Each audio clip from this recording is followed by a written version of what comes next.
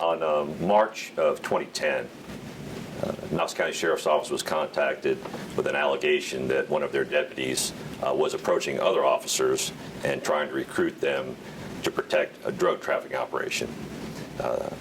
That initiated a joint investigation with the Knox County Sheriff's Office and the FBI, starting with Deputy Hardy, interviewing him and determining that in fact it was not a drug conspiracy or a drug trafficking operation that was being protected. In fact, it was an illegal gambling operation that was being protected. That interview led to the identification of other officers, both within Knox County Sheriff's Office and other area departments. The other Knox County Sheriff's Office deputies were identified. In this case, it was Jimmy Douglas and a Robbie Flood. Those officers were interviewed.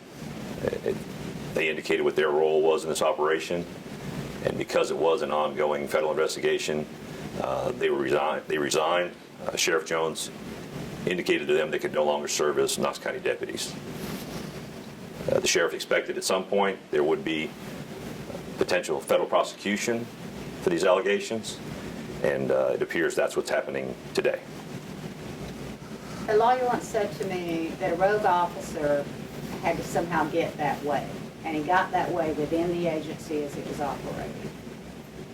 Is there a breakdown anywhere that you see in the organization, whether you discipline officers, how you discipline them, that would give these officers a comfort level about using a cruiser, no less, and a uniform to do this? I don't believe there is. I don't believe it's a question of a permissive environment. I don't believe it's a situation where there are not appropriate regulations and rules.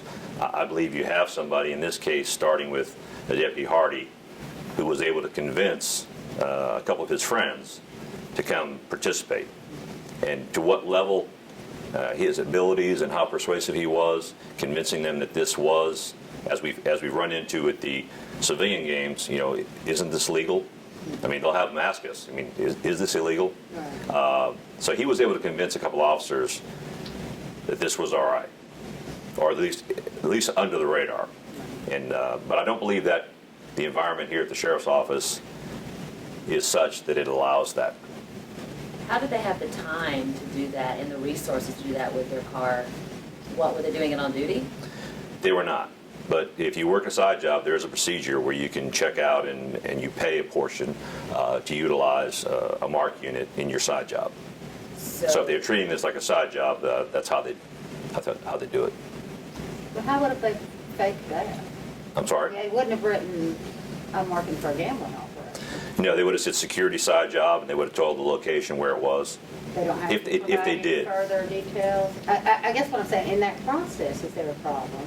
Do I not have to be specific and say I'm working for Pilot on Western Avenue this day and this time? I don't know that.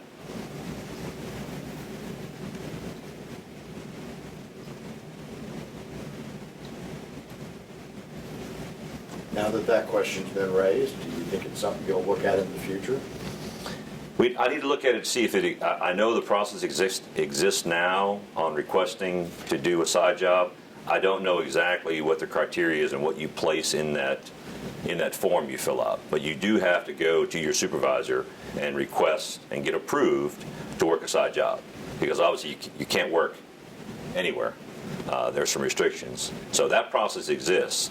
Now, does it exist to the point that you're identifying, an address you're going to, or in this case, a particular location? You're providing physical security at an address? I don't know how detailed that is in that request, so we can find that out. Yeah. Because say somebody that's working a bar in downtown Knoxville, is that part of the Knox County Sheriff's Office, or is that part of side job? Right, as a good example, my understanding, there's restrictions that an officer cannot work in an establishment that serves alcohol. There's some indication, some situations where you can work, I understand, in the parking lot, but you can't work in the structure itself. I can send you all the general orders for this, because it is very specific what you can do and what you can't do. And in the case of these deputies, I'm not sure what the investigation showed.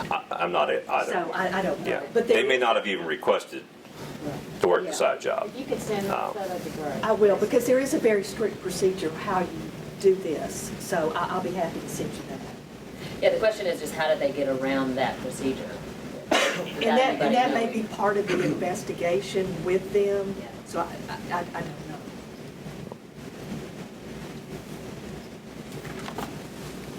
Is that it? And just emphasizing, as I think we did earlier, I mean, the sheriff wanted to make sure we were very clear that when this first started in March of 2010, the FBI was obviously immediately notified. The decision was made to do a joint investigation, and that's how it actually started. And I realize it's been a number of years, but I want to be clear that the process was a joint investigation throughout the time. How were y'all notified at first?